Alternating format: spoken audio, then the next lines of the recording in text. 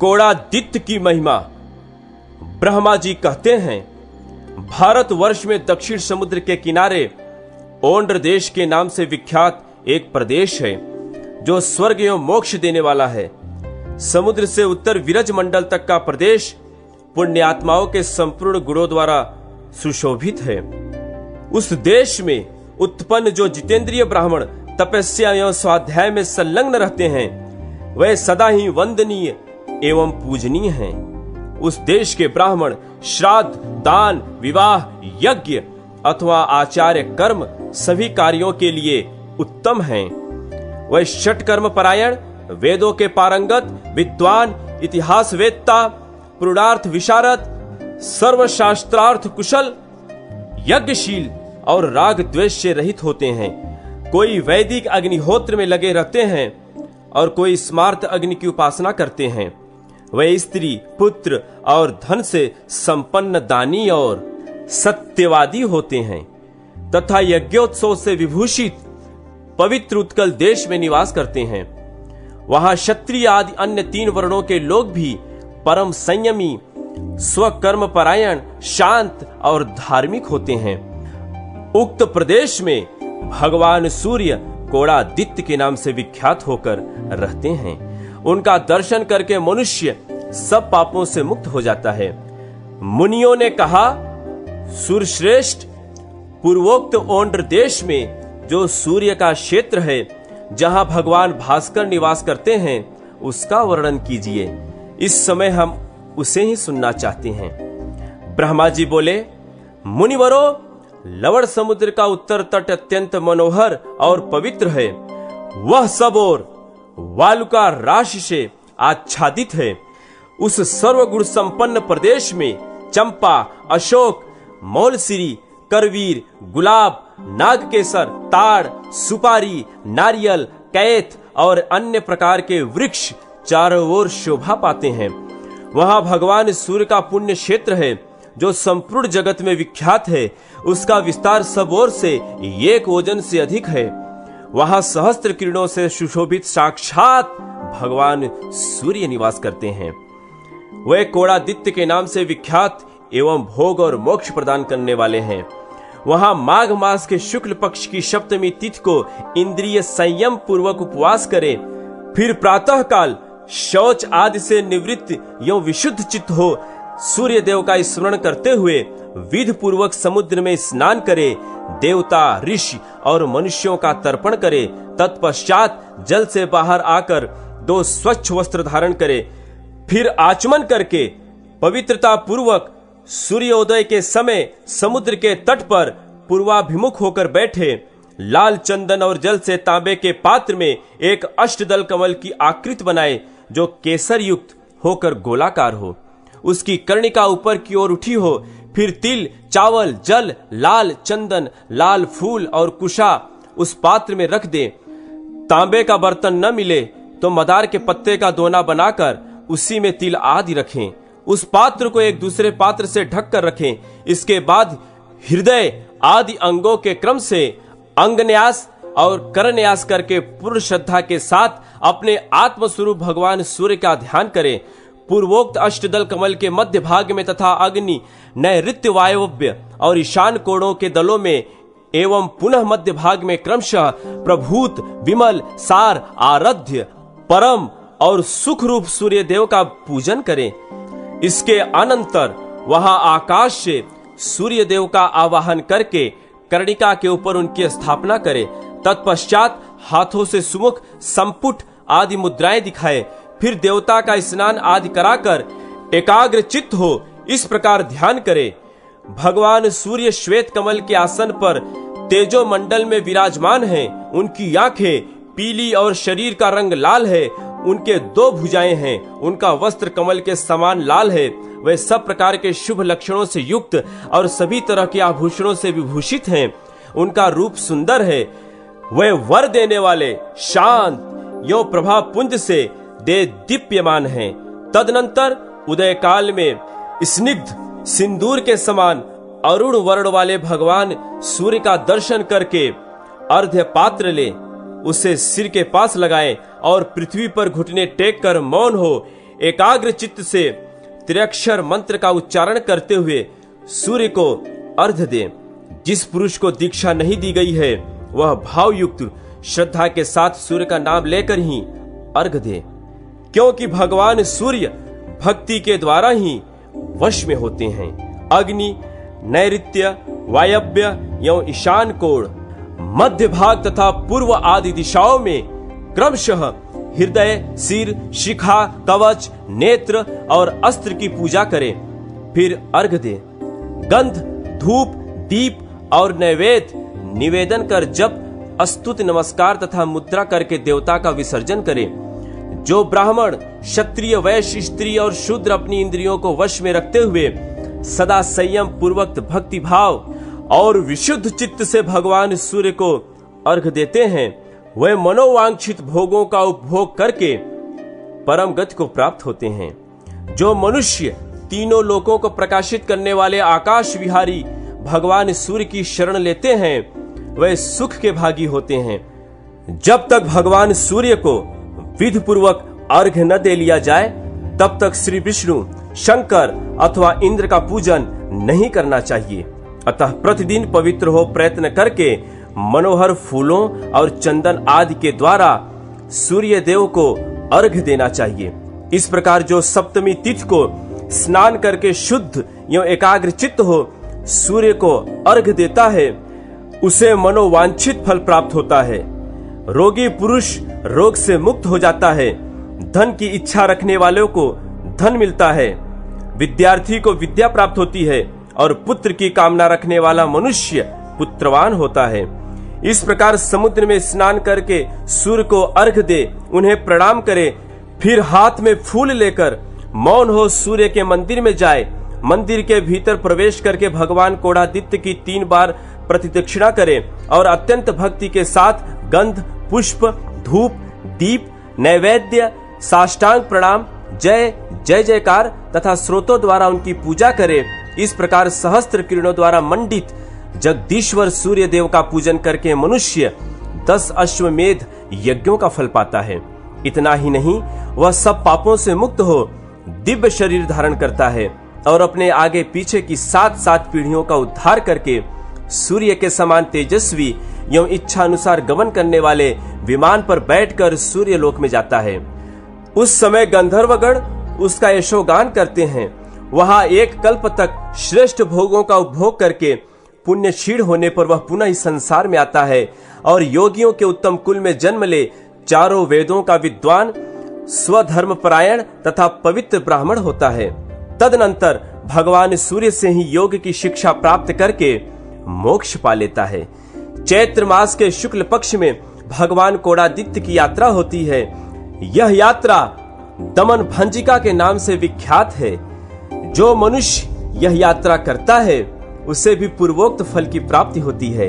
भगवान सूर्य के शयन और जागरण के समय संक्रांति के दिन विषव योग में उत्तरायण या दक्षिणायन आरंभ होने पर रविवार को सप्तमी तिथि को अथवा पर्व के समय जो जितेंद्रिय पुरुष वहां की श्रद्धा पूर्वक यात्रा करते हैं वे सूर्य के ही भांति तेजस्वी विमान के द्वारा उनके लोक में जाते हैं।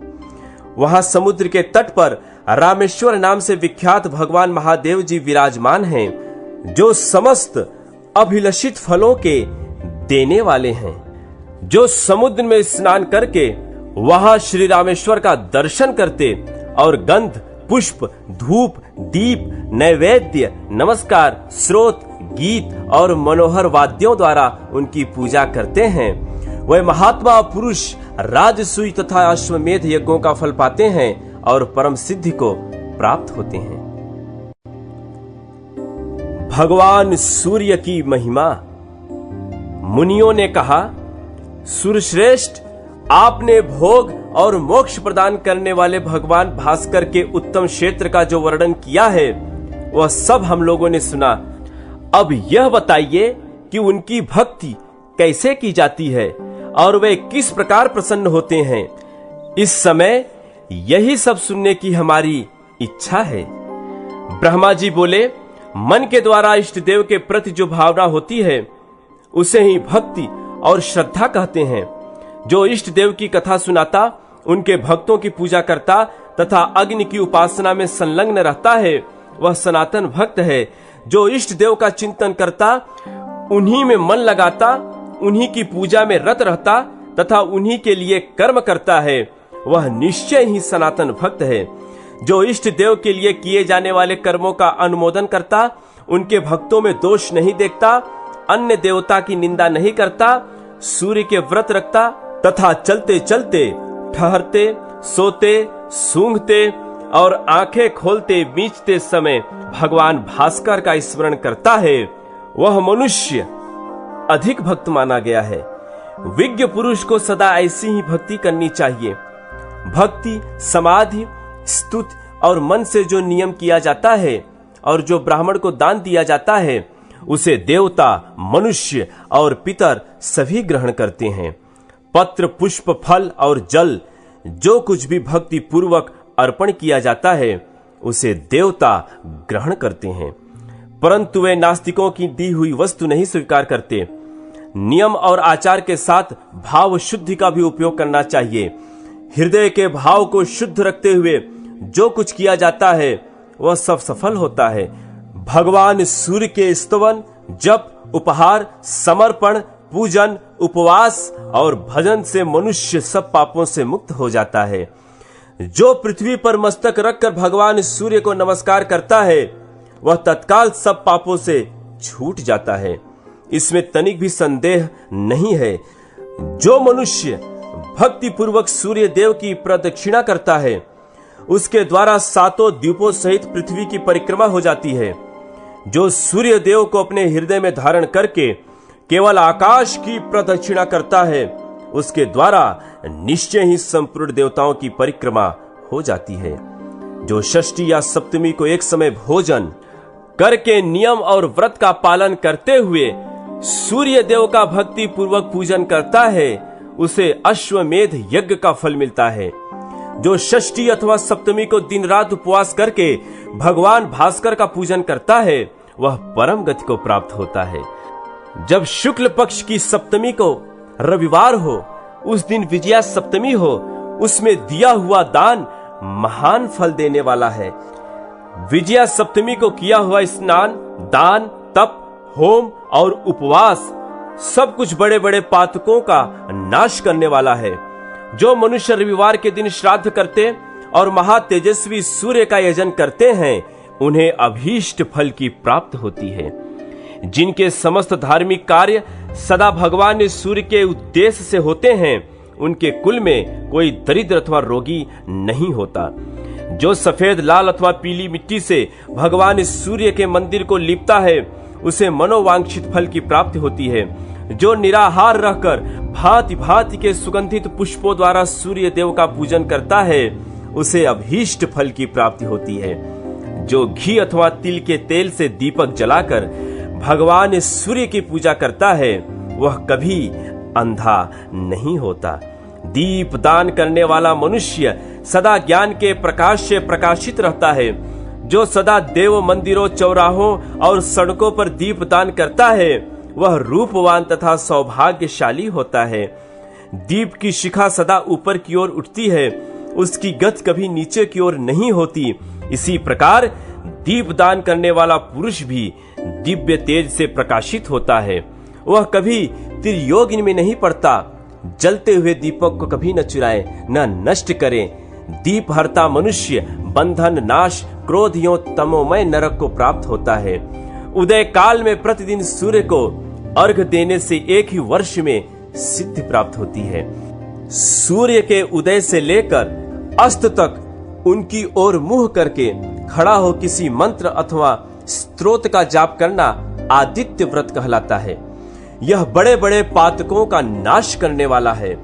सूर्योदय के समय श्रद्धा पूर्वक अर्घ्य देकर सब कुछ सांगोपांग दान करें, इससे सब पापों से छुटकारा मिल जाता है।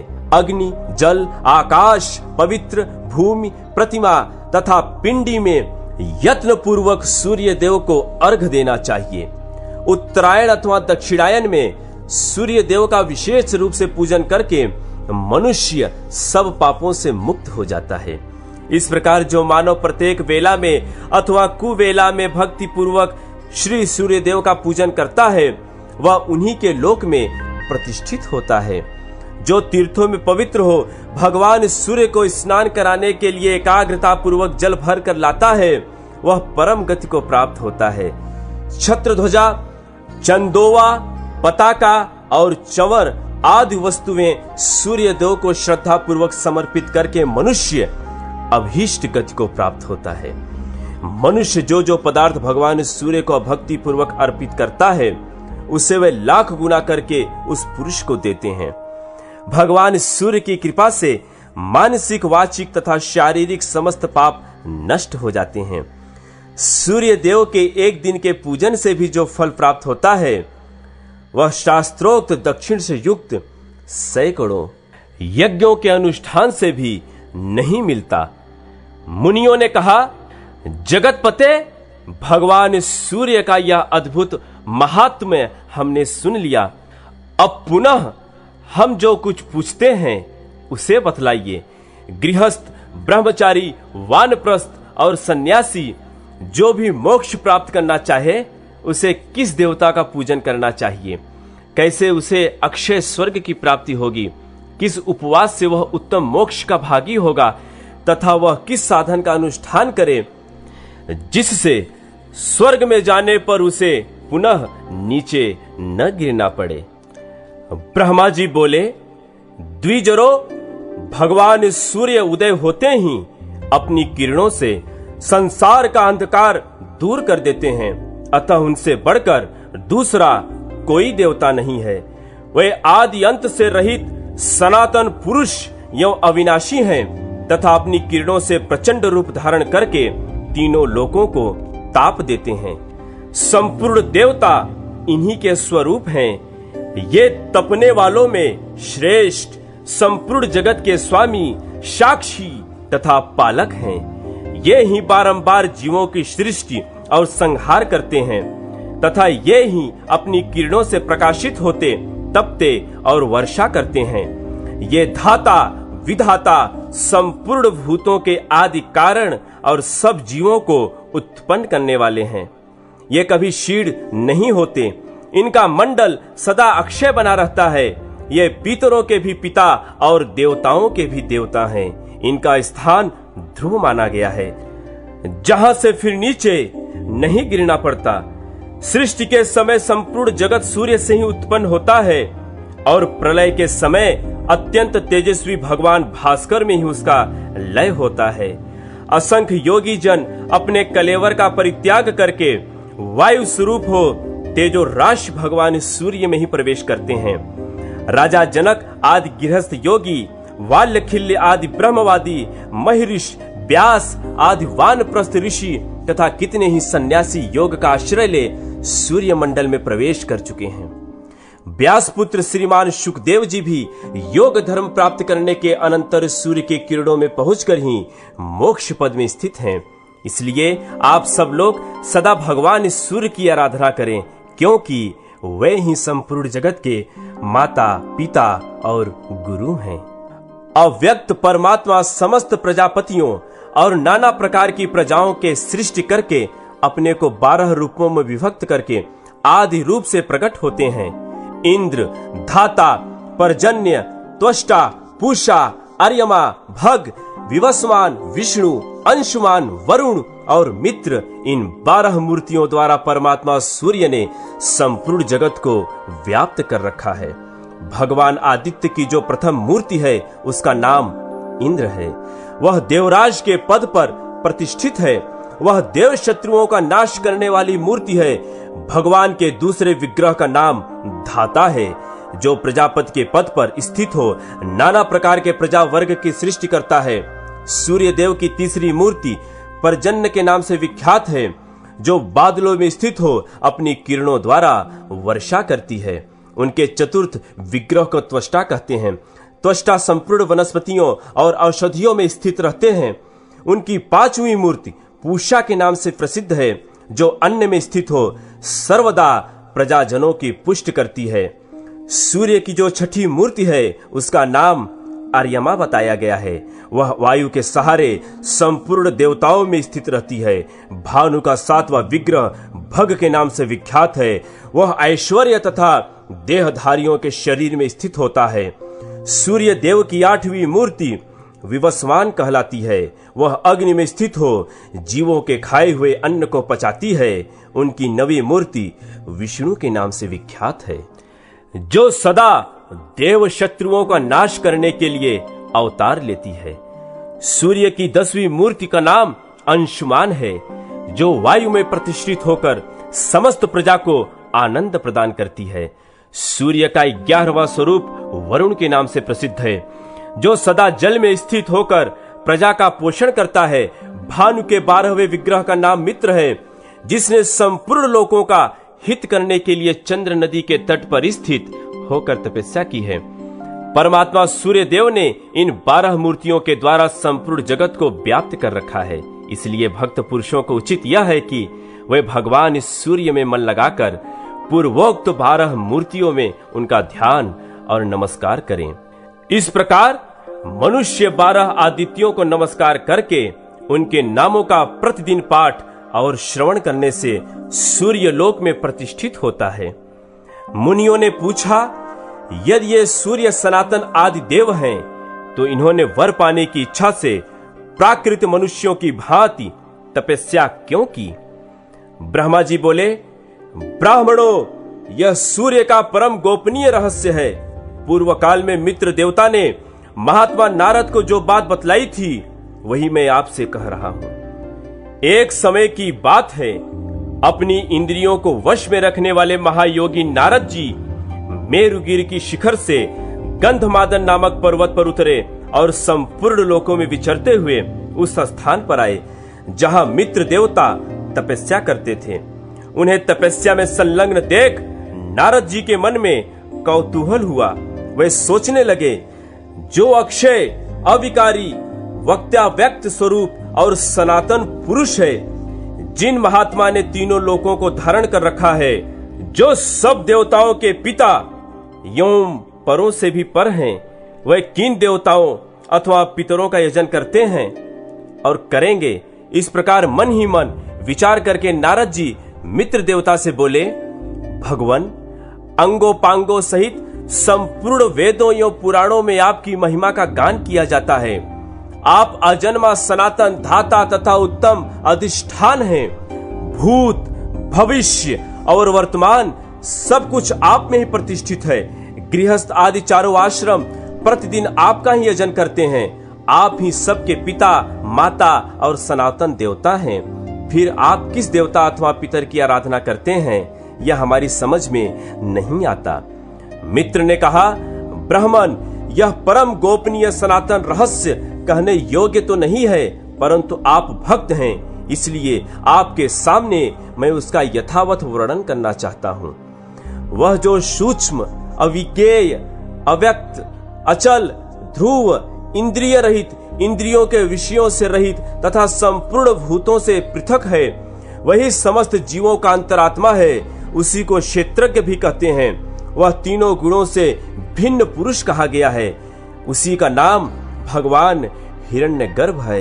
वह संपूर्ण विश्व का आत्मा और अक्षर माना गया है। उसने इस एकात्मक त्रिलोकी को अपने आत्मा के द्वारा धारण कर रखा है। वह स्वयं शरीर से रहित है, किंतु समस्त शरीरों में निवास करता है। शरीर में रहते हुए भी वह उसके कर्मों से लिप्त नहीं होता। वह मेरा, तुम्हारा तथा अन्य जितने भी देहधारी हैं, उनकी भी आत्मा है। सबका साक्षी है, कोई भी उसका ग्रहण नहीं कर सकता। वह सगुण, निर्गुण, विश्व रूप तथा ज्ञान गम्य माना गया है। उसके सब और हाथ पैर हैं, सब और नेत्र, सिर और मुख हैं तथा सब और कान है। वह संसार में सबको व्याप्त करके स्थित है। संपूर्ण मस्तक उसके मस्तक, संपूर्ण भुजाएं उसकी भुजा, संपूर्ण पैर उसके पैर, संपूर्ण नेत्र उसके नेत्र एवं संपूर्ण नासिकाएं उसकी नासिका हैं। वह स्वेच्छाधारी और अकेला ही संपूर्ण क्षेत्र में सुखपूर्वक विचरता है। यहाँ जितने शरीर हैं वह सभी क्षेत्र कहलाते हैं। उन सबको वह योगात्मा जानता है। इसलिए क्षेत्रज्ञ कहलाता है। अव्यक्त पुर में शयन करता है, अतः उसे पुरुष कहते हैं। विश्व का अर्थ है बहुविध, वह परमात्मा सर्वत्र बतलाया जाता है, इसलिए बहुविध रूप होने के कारण वह विश्व रूप माना गया है। एकमात्र वही महान है और एकमात्र वही पुरुष कहलाता है, अतः वह एकमात्र सनातन परमात्मा ही महापुरुष नाम धारण करता है। वह परमात्मा स्वयं ही अपने आप को 100, 1000, लाख और करोड़ों रूप में प्रकट कर लेता है। जैसे आकाश से गिरा हुआ जल भूमि के रस विशेष से दूसरे स्वाद का हो जाता है, उसी प्रकार गुणमय रस के संपर्क से वह परमात्मा अनेक रूप प्रतीत होने लगता है। जैसे एक ही वायु समस्त शरीर में 5 रूपों में स्थित है, उसी प्रकार आत्मा की भी एकता और अनेकता मानी गई है। जैसे अग्नि दूसरे स्थान की विशेषता से अन्य नाम धारण करती है, उसी प्रकार वह परमात्मा ब्रह्मा आदि के रूपों में भिन्न भिन्न नाम धारण करता है। जैसे एक दीप हजारों दीपों को प्रकट करता है, वैसे ही वह एक ही परमात्मा हजारों रूपों को उत्पन्न करता है। संसार में जो चराचर भूत हैं, वह नित्य नहीं हैं, परंतु वह परमात्मा अक्षय, अप्रमेय तथा सर्वव्यापी कहा जाता है। वह ब्रह्म सद सत्व स्वरूप है। लोक में देव कार्य तथा पितृ कार्य के अवसर पर उसी की पूजा होती है। उससे बढ़कर दूसरा कोई देवता या पितर नहीं है। उसका ज्ञान अपने आत्मा के द्वारा होता है, अतः मैं उसी सर्वात्मा का पूजन करता हूँ। देवऋषि स्वर्ग में जो भी जीव उस परमेश्वर को नमस्कार करते हैं, वे उसी के द्वारा दिए हुए अभीष्ट गति को प्राप्त होते हैं। देवता और अपने अपने आश्रमों में स्थित मनुष्य भक्ति पूर्वक सबके आदिभूत उस परमात्मा का पूजन करते हैं और वे उन्हें सदगति प्राप्त करते हैं। वे सर्वात्मा, सर्वगत और निर्गुण कहलाते हैं। मैं भगवान सूर्य को ऐसे मानकर अपने ज्ञान के अनुसार उनका यजन करता हूँ। नारद जी, यह गोपनीय उपदेश मैंने अपनी भक्ति के कारण आपको बतलाया है। आपने भी इस उत्तम रहस्य को भली भांति समझ लिया है। देवता, मुनि और पुराण सभी उस परमात्मा को वरदायक मानते हैं और इसी भाव से सब लोग भगवान दिवाकर का पूजन करते हैं। ब्रह्मा जी कहते हैं, इस प्रकार मित्र देवता ने पूर्व काल में नारद जी को यह उपदेश दिया था। भानु के उपदेश को मैंने भी आप लोगों से कह सुनाया। जो सूर्य का भक्त ना हो, उसे इसका उपदेश नहीं देना चाहिए। जो मनुष्य प्रतिदिन इस प्रसंग को सुनाता और जो सुनता है, वह निसंदेह भगवान सूर्य में प्रवेश करता है। आरंभ से ही इस कथा को सुनकर रोगी मनुष्य रोग से मुक्त हो जाता है और जिज्ञासु को उत्तम ज्ञान एवं अभीष्ट गति की प्राप्ति होती है। मुनियों, जो इसका पाठ करता है, वह जिस जिस वस्तु की कामना करता है, उसे निश्चय ही प्राप्त कर लेता है। सूर्य की महिमा तथा आदित्य के गर्भ से उनके अवतार का वर्णन। ब्रह्मा जी कहते हैं, भगवान सूर्य सबके आत्मा, संपूर्ण लोकों के ईश्वर, देवताओं के भी देवता और प्रजापति हैं। वे ही तीनों लोकों के जड़ हैं, परम देवता हैं। अग्नि में विधि पूर्वक डाली हुई आहुति सूर्य के पास ही पहुंचती है। सूर्य से वृष्टि होती है, वृष्टि से अन्न पैदा होता है और अन्न से प्रजा जीवन निर्वाह करती है। क्षण मुहूर्त, दिन रात, पक्ष, मास, संवत्सर, ऋतु और युग, इनकी काल संख्या सूर्य के बिना नहीं हो सकती। काल का ज्ञान हुए बिना न कोई नियम चल सकता है और न ही अग्निहोत्र आदि ही हो सकते हैं। सूर्य के बिना ऋतुओं का विभाग भी नहीं होगा और उसके बिना वृक्षों में फल और फूल कैसे लग सकते हैं, खेती कैसे पक सकती है और नाना प्रकार के अन्न कैसे उत्पन्न हो सकते हैं। उस दशा में स्वर्गलोक तथा भूलोक में जीवों का व्यवहार का भी लोप हो जाएगा। आदित्य, सविता, सूर्य, मिहिर, अर्क, प्रभाकर, मार्तंड, भास्कर, भानु, चित्रभानु, दिवाकर तथा रवि इन 12 सामान्य नामों के द्वारा भगवान सूर्य का ही बोध होता है। विष्णु, धाता, भग, पूषा, मित्र, इंद्र, वरुण, अर्यमा, विवस्वान, अंशुमान, त्वष्टा तथा पर्जन्य, ये 12 सूर्य पृथक पृथक माने गए हैं। चैत्र मास में विष्णु, वैशाख में अर्यमा, ज्येष्ठ में विवस्वान, आषाढ़ में अंशुमान, श्रावण में पर्जन्य, भादो में वरुण, आश्विन में इंद्र, कार्तिक में धाता, अगह में मित्र, पौष में पूषा, माघ में भग और फाल्गुन में त्वष्टा नामक सूर्य तपते हैं। इस प्रकार यहाँ एक ही सूर्य के 24 नाम बताए गए हैं। इनके अतिरिक्त और भी हजारों नाम विस्तार पूर्वक कहे गए हैं। मुनियों ने पूछा, प्रजापते, जो 1000 नामों के द्वारा भगवान सूर्य की स्तुति करते हैं, उन्हें क्या पुण्य होता है तथा उनकी कैसी गति होती है? ब्रह्मा जी बोले, मुनिवरों, मैं भगवान सूर्य का कल्याण में सनातन स्त्रोत कहता हूं, जो सब स्तुतियों का सारभूत है। इसका पाठ करने वाले को सहस्त्र नामों की आवश्यकता नहीं रह जाती। भगवान भास्कर के जो पवित्र, शुभ एवं गोपनीय नाम हैं, उन्हीं का वर्णन करता हूं, सुनो। विकर्तन, विवस्वान, मार्तंड, भास्कर, रवि, लोक प्रकाशक, श्रीमान, लोकचक्ष, महेश्वर, लोक साक्षी, त्रिलोकेश, कर्ता, हर्ता, तमिस्त्रहा, तपन, तापन, शुच, सप्तश्वाहन, गभस्तिहस्त, ब्रह्मा और सर्वदेव नमस्कृत। इस प्रकार 21 नामों का यह स्रोत भगवान सूर्य को सदा प्रिय है।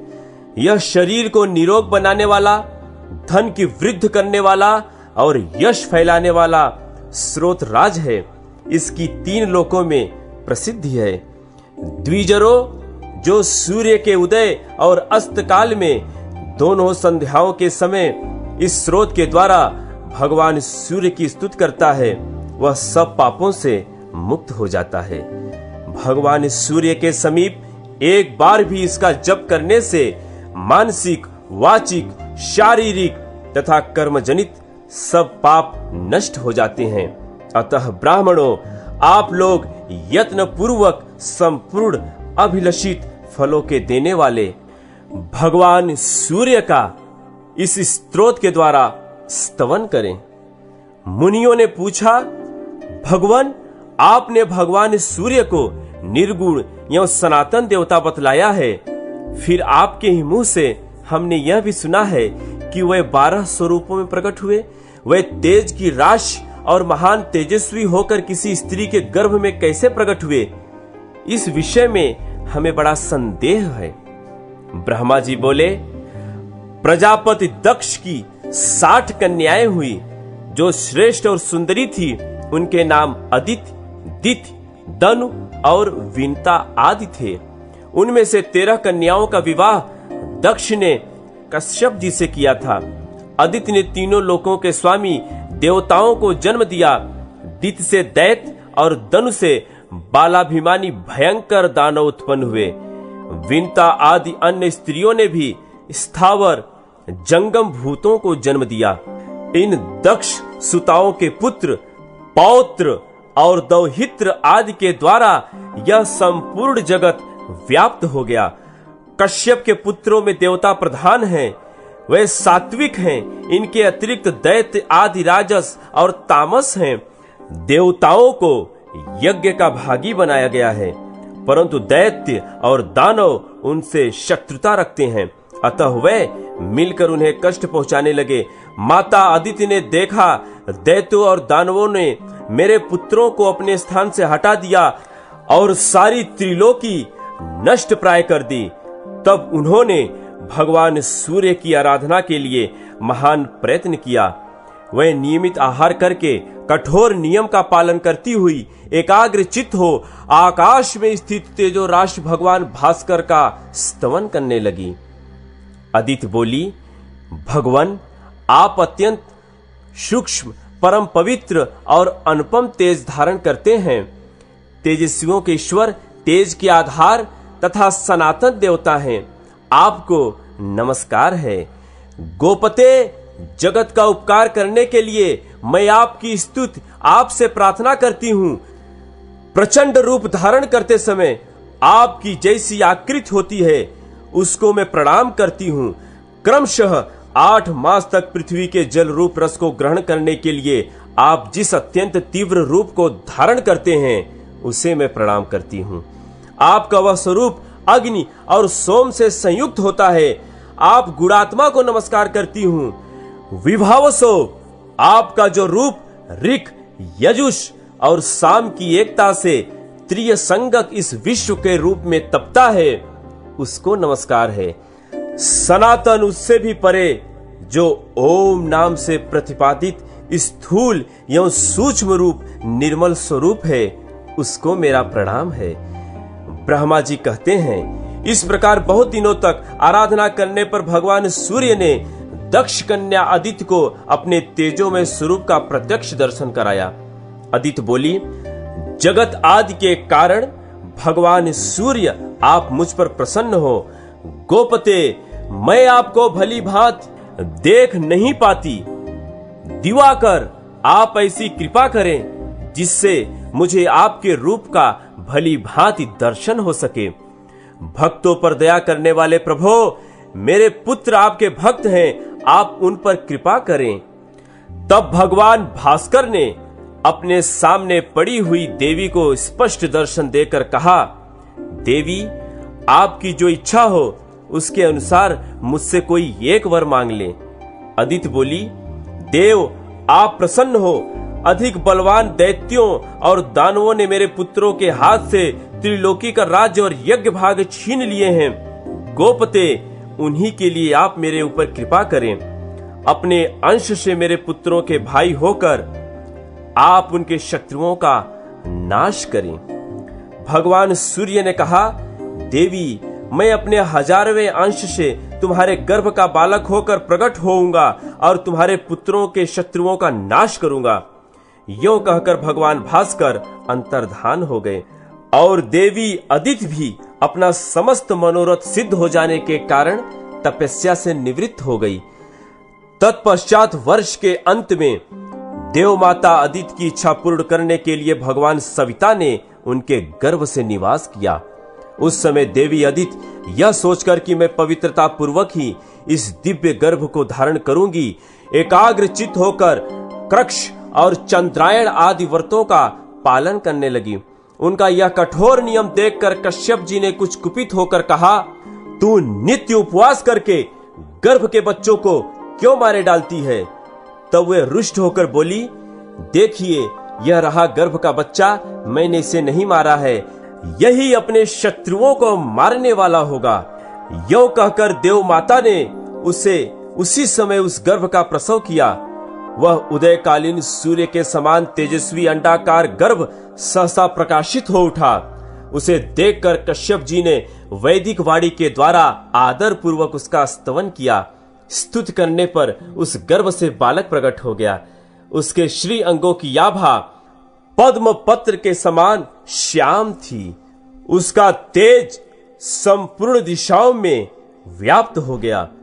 इसी समय अंतरिक्ष से कश्यप मुनि को संबोधित करके सजल मेघ के समान गंभीर स्वर में आकाशवाणी हुई, मुने, तुमने अदिति से कहा था, तव्या मारितम अंडम, तूने गर्भ के बच्चों को मार डाला, इसलिए तुम्हारा यह पुत्र मारतंड के नाम से विख्यात होगा और यज्ञ भाग का अपहरण करने वाले अपने शत्रु भूत असुरों का संहार करेगा।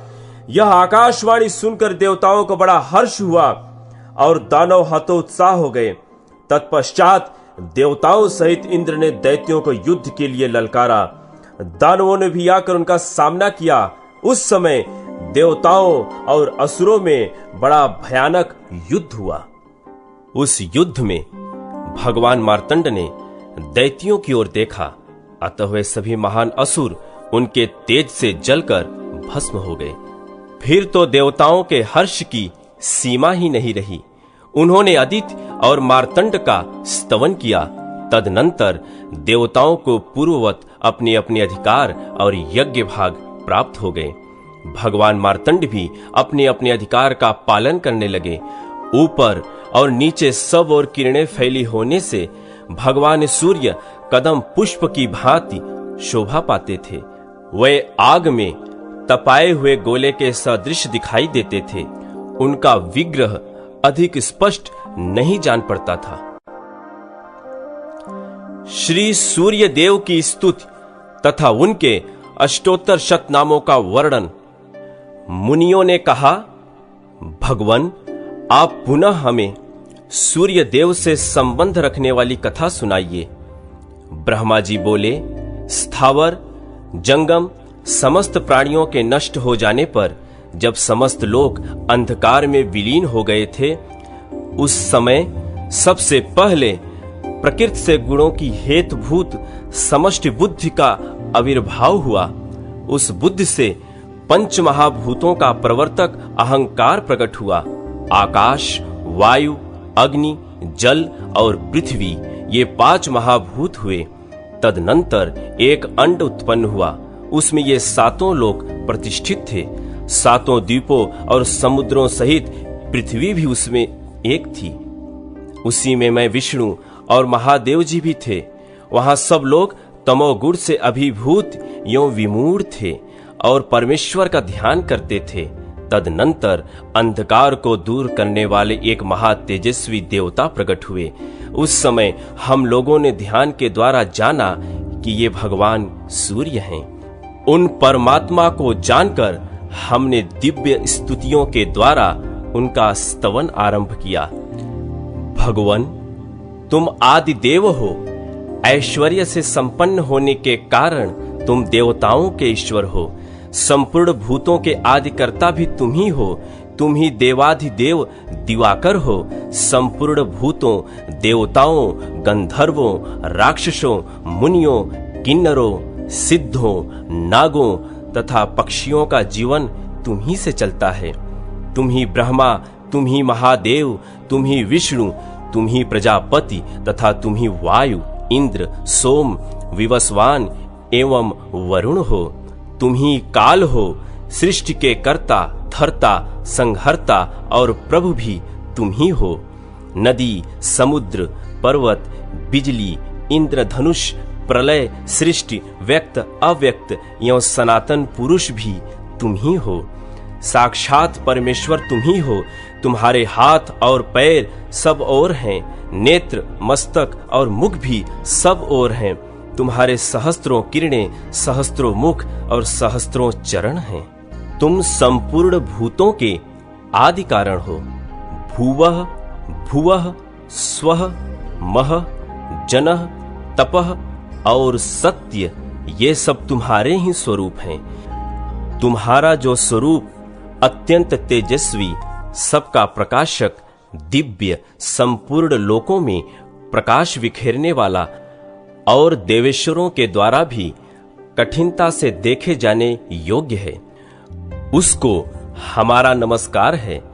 देवता और सिद्ध जिसका सेवन करते हैं, भृगु, अत्रि और पुलह आदि महिर्षि जिसकी स्तुति में संलग्न रहते हैं तथा जो अत्यंत अव्यक्त है, तुम्हारे उस स्वरूप को हमारा प्रणाम है।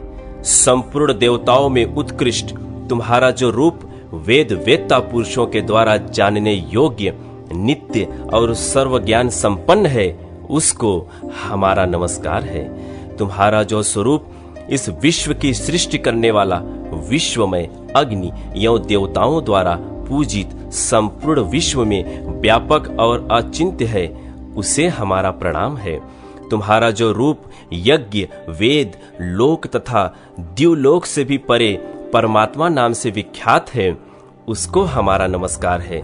जो अविज्ञेय, अलक्ष्य, अचिंत्य, अव्यय तथा अनादि और अनंत हैं, तुम्हारे उस स्वरूप को हमारा प्रणाम है। प्रभो, तुम कारण के भी कारण हो, तुमको बारंबार नमस्कार है। पापों से मुक्त करने वाले तुम्हें प्रणाम है, प्रणाम है। तुम दैत्यों को पीड़ा देने वाले और रोगों से छुटकारा दिलाने वाले हो, तुम्हें अनेकानेक नमस्कार है।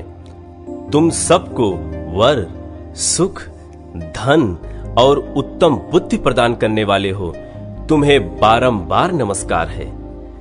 इस प्रकार स्तुत करने पर तेजोमय रूप धारण करने वाले भगवान भास्कर ने कल्याणमयी वाणी में कहा, आप लोगों को कौन सा वर प्रदान किया जाए?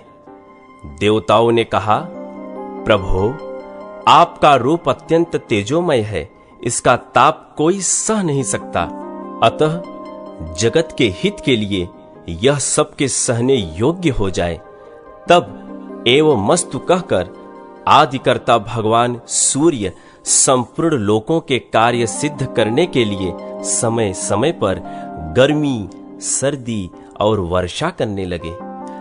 तदनंतर ज्ञानी, योगी, ध्यानी तथा अन्यान्य मोक्षाभिलाषी पुरुष अपने हृदय मंदिर में स्थित भगवान सूर्य का ध्यान करने लगे।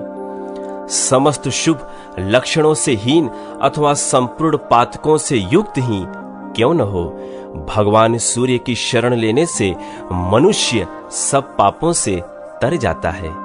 अग्निहोत्र, वेद तथा अधिक दक्षिणा वाले यज्ञ भगवान सूर्य की भक्ति एवं नमस्कार की 16वीं कला के बराबर भी नहीं हो सकते।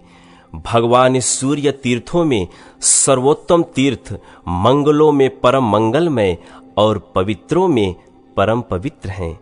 अतः विद्वान पुरुष उनकी शरण लेते हैं। जो इंद्र आदि के द्वारा प्रशंसित सूर्य देव को नमस्कार करते हैं, वे सब पापों से मुक्त हो सूर्यलोक में चले जाते हैं। मुनियों ने कहा, ब्राह्मण, हमारे मन में चिरकाल से यह इच्छा हो रही है कि भगवान सूर्य के 108 नामों का वर्णन सुने। आप उन्हें बताने की कृपा करें। ब्रह्मा जी बोले, ब्राह्मणों, भगवान भास्कर के परम गोपनीय 108 नाम जो स्वर्ग और मोक्ष देने वाले हैं बतलाता हूं, सुनो। ओम सूर्य, अर्यमा, भग, त्वष्टा, पूषा, अर्क, सविता, रवि, गभस्तिमान, अज, काल, मृत्यु, धाता, प्रभाकर, पृथ्वी, आप, तेज, ख, वायु, परायण, सोम, बृहस्पति, शुक्र, बुध, अंगारक, इंद्र, विवस्वान, दीप्तांशु, शुच, सौर्य, शनेश्चर, ब्रह्मा, विष्णु, रुद्र, स्कंद, वैश्रवण, यम, वैद्युत, अग्नि, जाठराग्नि, ऐंधन, अग्नि, तेजःपति, धर्मध्वज, वेदकर्ता, वेदांग, वेदवाहन, कृत, त्रेता, द्वापर, कलि, सर्वमराश्रय, कला,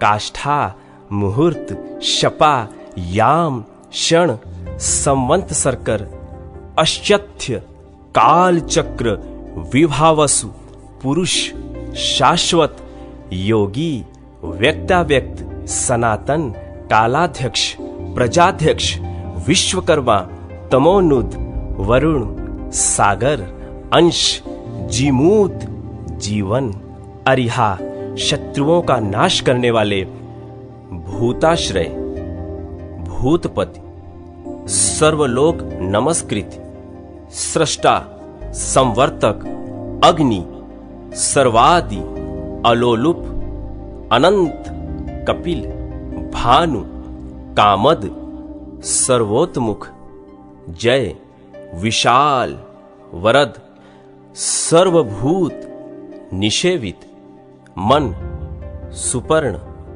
भूतादि, शीघ्रग, प्राणधारण, धनवंतरी, धूमकेतु, आदिदेव, अदितिपुत्र, द्वादशात्मा, रवि, दक्ष, पिता, माता, पितामह, स्वर्गद्वार, प्रजाद्वार, मोक्षद्वार, त्रिविष्टप, देहकर्ता, प्रशांतामा, विश्वात्मा, विश्वतोमुख, चराचरात्मा, सूक्ष्मात्मा, मैत्रेय तथा करुणान्वित, ये अमित तेजस्वी एवं कीर्तन करने योग्य भगवान सूर्य के 108 सुंदर नाम मैंने बताए हैं, जो मनुष्य देवश्रेष्ठ भगवान सूर्य के इस स्तोत्र का शुद्ध एवं एकाग्र चित्त से कीर्तन करता है, वह शोक रूपी दावानल के समुद्र से मुक्त हो जाता है और मनोवांछित भोगों को प्राप्त कर लेता है। पार्वती देवी की तपस्या, वरदान प्राप्ति तथा उनके द्वारा ग्राह के मुख से ब्राह्मण बालक का उद्धार। मुनियों ने पूछा, प्रभो, दक्ष कन्या सती ने क्रोधवश पूर्व शरीर का परित्याग करके फिर गिरिराज हिमालय के घर में कैसे जन्म लिया? महादेव जी के साथ उनका संयोग कैसे हुआ तथा उस दंपत्ति में वार्तालाप किस प्रकार हुआ? ब्रह्मा जी बोले, मुनिवरों, पार्वती और महादेव जी की पवित्र कथा पापों को नाश करने वाली और संपूर्ण कामनाओं को देने वाली है। उसे कहता हूं, सुनो। एक समय की बात है, महर्षि कश्यप हिमवान के घर पर पधारे। उस समय हिमवान ने पूछा, मुने, किस उपाय से मुझे अक्षय लोक की प्राप्ति होगी, मेरी अधिक प्रसिद्धि होगी और सत्य पुरुषों में मैं पूजनीय समझा जाऊंगा?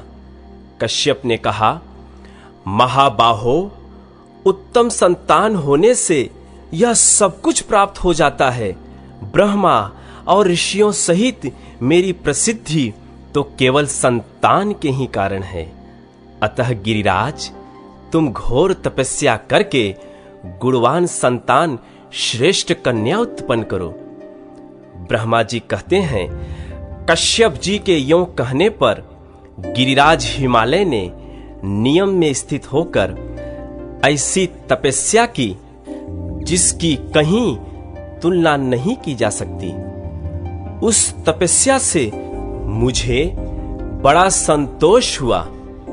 तब मैंने उनके पास जाकर कहा, उत्तम व्रत के पालन करने वाले गिरिराज, अब मैं तुम्हारी इस तपस्या से संतुष्ट हूं। तुम इच्छानुसार वर मांगो।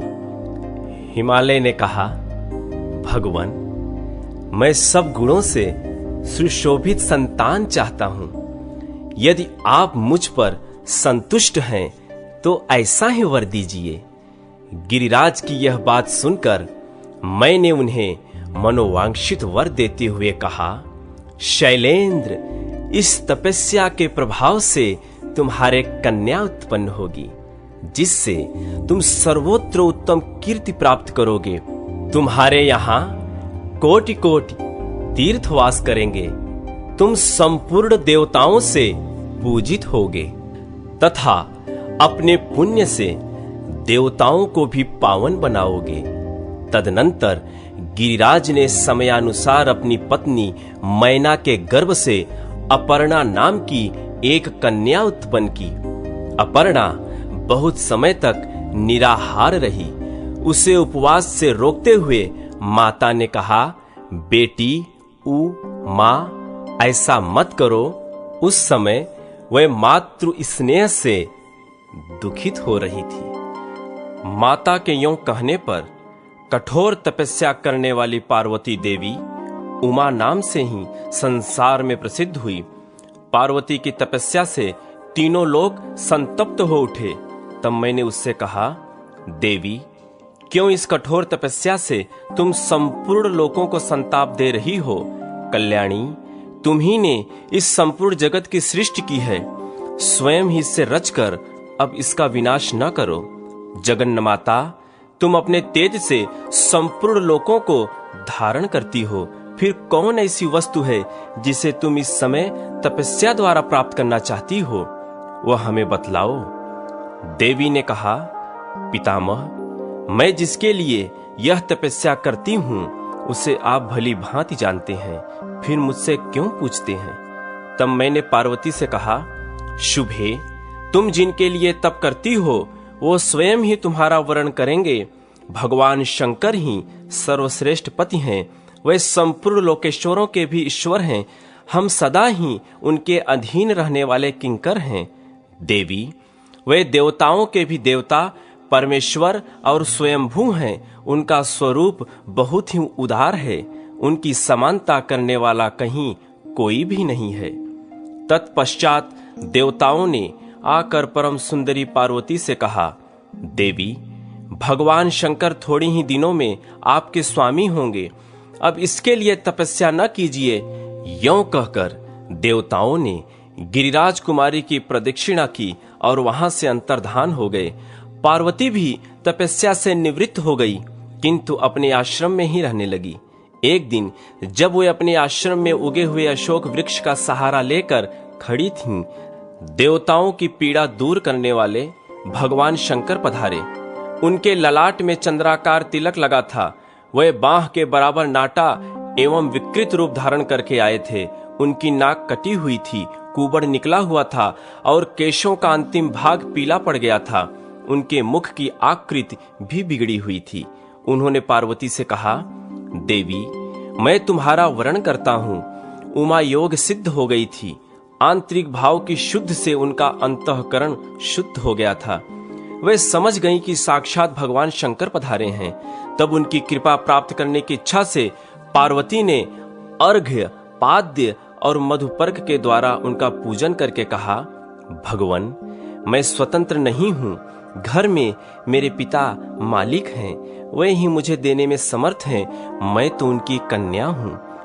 यह सुनकर देवाधिदेव भगवान शंकर ने उस विकृत रूप में ही गिरिराज हिमालय के पास जाकर कहा, शैलेंद्र, मुझे अपनी कन्या दीजिए। उस विकृत वेश में अविनाशी रुद्र को ही आया जान गिरिराज शाप से भय हुआ।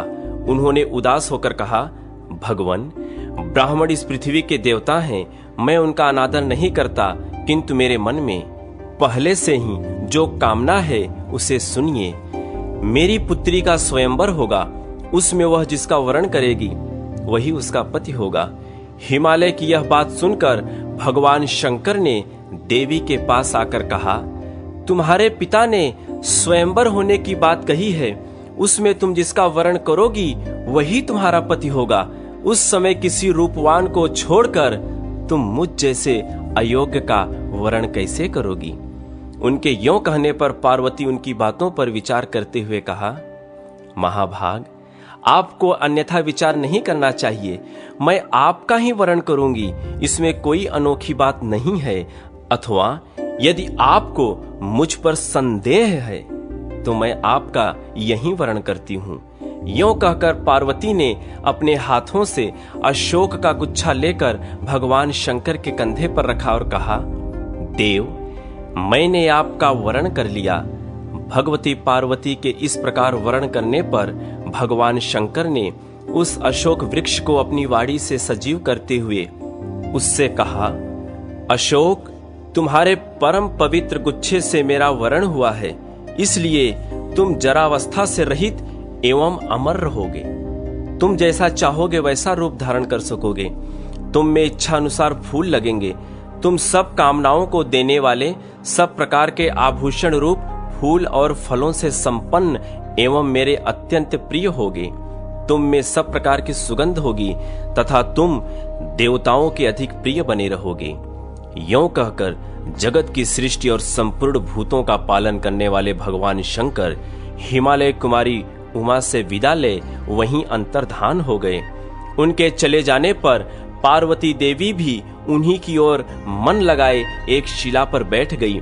इसी समय देवाधिदेव शिव स्वयं लीला करने के लिए ब्राह्मण बालक का रूप धारण कर निकटवर्ती सरोवर में प्रकट हुए। उस समय उन्हें ग्राह ने पकड़ रखा था। वे बोले, हाय, ग्राह से पकड़े जाने के कारण मैं अचेत हो रहा हूँ, कोई हो तो मुझे आकर बचाए। पीड़ित ब्राह्मण की वह पुकार सुनकर कल्याणमयी देवी पार्वती सहसा उठ खड़ी हुई और उस स्थान पर गई जहां वह ब्राह्मण बालक खड़ा था। वहां पहुंचकर चंद्रमुखी देवी ने देखा एक बहुत सुंदर बालक ग्राह के मुख में पड़ा थरथर कांप रहा है। ग्राह के खींचने पर वह तेजस्वी बालक बड़ा आर्तनाद करता था। उस ग्राहग्रस्त बालक को देखकर देवी उमा दुख से आतुर हो उठी और बोली, ग्राहराज, यह अपने पिता माता का एक ही बालक है, इसे शीघ्र छोड़ दो। ग्राह ने कहा, देवी, छठे दिन पर जो सबसे पहले मेरे पास आ जाता है उसी को विधाता ने मेरा आहार निश्चित किया है। महाभागे, यह बालक आज छठे दिन ब्रह्मा जी से प्रेरित होकर मेरे पास आया है, अतः मैं इसे किसी प्रकार भी नहीं छोड़ूंगा। देवी बोली, ग्राहराज, मैंने हिमालय के शिखर पर जो उत्तम तपस्या की है उसका पुण्य लेकर इस बालक को छोड़ दो, मैं तुम्हें नमस्कार करती हूँ। ग्राह ने कहा, देवी, आपने थोड़ी या उत्तम जो कुछ भी तपस्या की है वह सब मुझे दे दें तो शीघ्र ही यह छुटकारा पा जाएगा।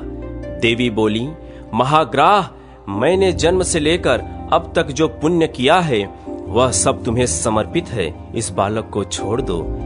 देवी कितना कहते ही उनकी तपस्या से विभूषित हो वह ग्राह दोपहर के सूर्य की भांति तेज से प्रज्वलित हो उठा। उस समय उसकी ओर देखना कठिन हो रहा था। ग्राह ने संतुष्ट होकर विश्व को धारण करने वाली देवी से कहा, महाव्रते, तुमने यह क्या किया? भली भांति सोचकर देखो, यह सही है कि गलत है। तपस्या का उपार्जन बड़े कष्ट से होता है, अतः उसका परित्याग अच्छा नहीं माना गया है। तुम अपनी तपस्या ले लो, साथ ही इस बालक को भी मैं छोड़ देता हूं। देवी ने कहा, ग्राह, मुझे अपना शरीर देकर भी यत्न पूर्वक ब्राह्मण की रक्षा करनी चाहिए। तपस्या तो मैं फिर कर सकती हूं, किंतु यह ब्राह्मण पुनः नहीं मिल सकता। महाग्राह, मैंने भली भांति सोचकर तपस्या के द्वारा बालक को छुड़ाया है। तपस्या ब्राह्मणों से श्रेष्ठ नहीं है, मैं उस ब्राह्मण को ही श्रेष्ठ मानती हूँ। ग्राहराज, मैं तपस्या देकर फिर नहीं लूंगी। कोई मनुष्य भी अपनी दी हुई वस्तु वापस नहीं लेता, अतः यह तपस्या तुम में ही सुशोभित हो, इस बालक को छोड़ दो। पार्वती की यों कहने पर सूर्य के समान प्रकाशित होने वाले ग्राह ने उनकी प्रशंसा की, उस बालक को छोड़ दिया और देवी को नमस्कार करके वहीं अंतर्धान हो गया। अपनी तपस्या की हानि समझकर पार्वती ने पुनः नियम पूर्वक तप का आरंभ किया। उन्हें पुनः तपस्या करने के लिए उत्सुक जान साक्षात भगवान शंकर ने प्रकट होकर कहा, देवी, अब तपस्या न करो, तुमने अपना तप मुझे ही समर्पित किया है, अतः वही सहस्त्र गुना होकर तुम्हारे लिए अक्षय हो जाएगा। इस प्रकार तपस्या के अक्षय होने का उत्तम वरदान पाकर उमा देवी को बड़ी प्रसन्नता हुई और वे स्वयंवर की प्रतीक्षा करने लगी।